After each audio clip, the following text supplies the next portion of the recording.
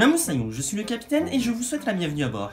Aujourd'hui, je vous propose un voyage pour White Snake. Et oui, alors que tout le monde se prépare pour le prochain The Batman, je décide de vous parler d'un film d'animation chinois qui est sorti depuis quelques temps déjà au cinéma et qui ne doit malheureusement être plus trop distribué à cause du faible succès, et dont la suite, qui s'appelle Green Snake, est disponible depuis quelques temps déjà sur Netflix. Parce que pourquoi pas?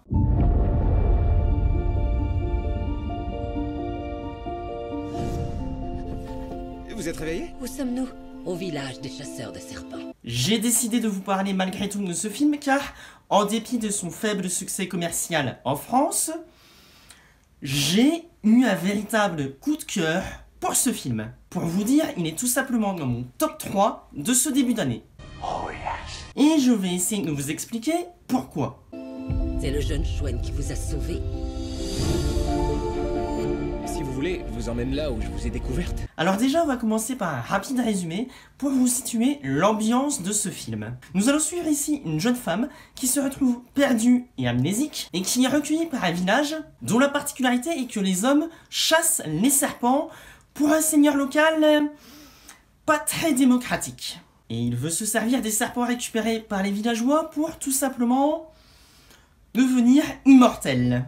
Of course. N'a pas les Dragon Ball qui veut. Et pour rajouter un petit enjeu, il s'avère que la femme amnésique est tout simplement un démon serpent. Voilà, voilà.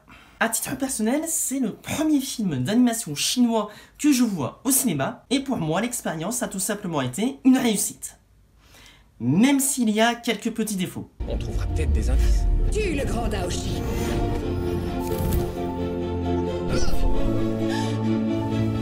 T'es un chasseur de serpents.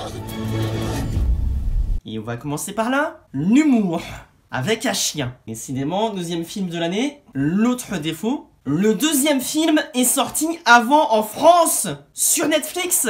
Pourquoi? Surtout qu'il est génial. Et oui, je l'ai vu avant de voir le premier. Et en soi, même s'il m'a manqué quelques moments d'émotion parce que je n'avais pas vu le premier, j'avais assez d'informations pour visionner le film, et je l'ai malgré tout apprécié à tel point que j'ai quand même voulu aller voir le premier au cinéma. Et j'aurais bien aimé voir le deuxième après au cinéma aussi. Car on va rentrer dans les points forts, les enjeux. Ces derniers sont pris au sérieux à tel point que lorsque l'émotion est demandée, malgré l'humour un peu cartoonesque par moment, j'arrive à avoir de l'émotion lorsque celle-ci est demandée. L'animation est également un autre point fort de ce film, qui est assez différente du style américain ou japonais. D'ailleurs, si vous en avez marre de ces deux derniers styles, n'hésitez pas à vous tourner vers d'autres pays qui font aussi de l'animation. Car oui, il n'y a pas que les États-Unis, le Japon ou même la France qui font des films d'animation,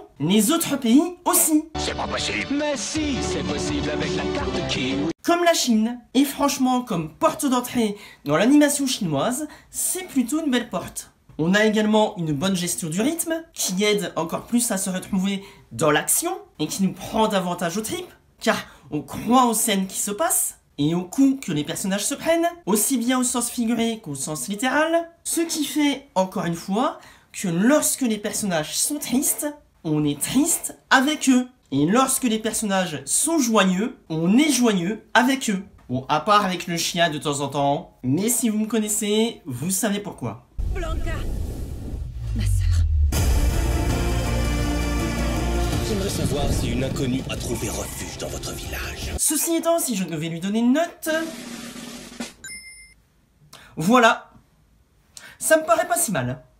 On t'a confié cette épingle pour que tu exécutes un ordre. Assassiner le grand Daoshi. Tu ne te rappelles plus, ma sœur? Préparez-vous à être anéanti. Blanca, quoi qu'il arrive, je serai là pour toi. Encore une fois, je tiens à rappeler que ceci n'est que mon avis personnel. Vous avez parfaitement le droit d'avoir un avis différent du mien, mais dans ces cas-là, n'hésitez pas à me l'expliquer dans les commentaires. Et n'oubliez pas que je ne suis qu'un vieux loup de mer qui a passé un peu trop de temps à naviguer sur YouTube. Notre vraie nature se révélera tôt ou tard. Te trouvera-t-il toujours aussi charmante? Un jour, peut-être. Bref, c'était le capitaine qui vous parlait de ce cabinet qui vous dit à bientôt pour une nouvelle traversée. Tu regretteras d'être venu me voir.